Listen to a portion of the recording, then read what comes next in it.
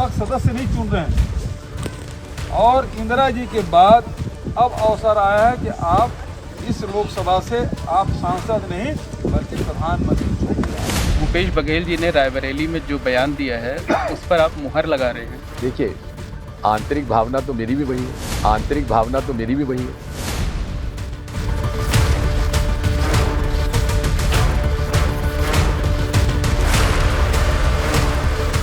बीच चुनाव में कांग्रेस के नेताओं का राहुल गांधी के लिए प्रधानमंत्री प्रेम जागा तो पीएम मोदी ने इशारों में अखिलेश यादव पर तंज कस दिया। कांग्रेस के एक नेता ने कह दिया कि रायबरेली के लोग प्रधानमंत्री चुनेंगे। ये सुनते ही समाजवादी शहजादे का दिल ही टूट गया। जिस दिन इंडिया गठबंधन की नींव पड़ी थी उसी दिन ये तय हो गया था कि प्रधानमंत्री का चेहरा चुनाव के बाद तय होगा। लेकिन 4 चरण का चुनाव बीतते ही कांग्रेस के कई नेता सियासी उत्तेजना के शिकार होने लगे।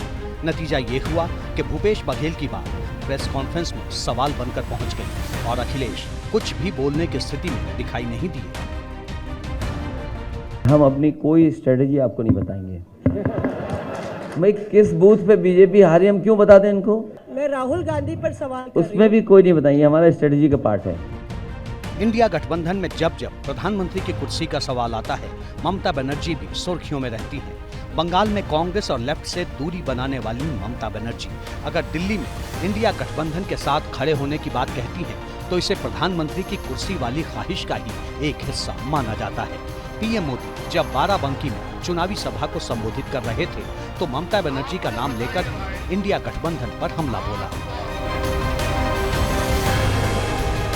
समाजवादी शहजादे अब उन्होंने एक नई बुआ की शरण ली है और ये बंगाल वाली बुआ जी ने कह दिया है, इंडी वालों को कहा है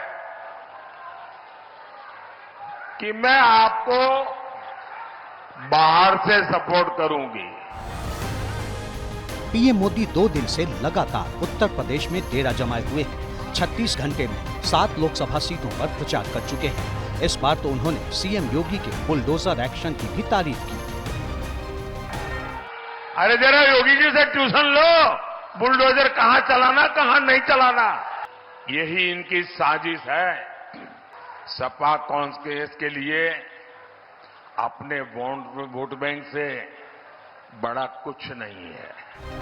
यूपी से पीएम मोदी ने योगी के बुलडोजर वाला पन्ना खोला तो कांग्रेस को ये बात चुभ गई। कांग्रेस महासचिव जयराम रमेश सामने आए और संविधान पर बुलडोजर चलाने का आरोप लगाने लगे। देखते हैं उत्तर प्रदेश के मुख्यमंत्री योगी आदित्यनाथ जी का वेबसाइट। एक लेख है, 25 नंबर का लेख है, अगर आप देखें, आरक्षण की आग में सुलगता देश। और योगी जी ने इस 2 पन्ने के लेख में ऐसे शब्दों का इस्तेमाल करते हैं, निकम्मा बनाने वाला आरक्षण, और कहते हैं विभाजनकारी राजनीति करने वाला आरक्षण, और कहते हैं आरक्षण का ये भयावह दृश्य देखने को मिल रहा है। यूपी में अभी 41 सीटों पर वोटिंग बची है और इन बची हुई सीटों पर हर दिन नए नए मुद्दे सियासत को गरमा रहे हैं।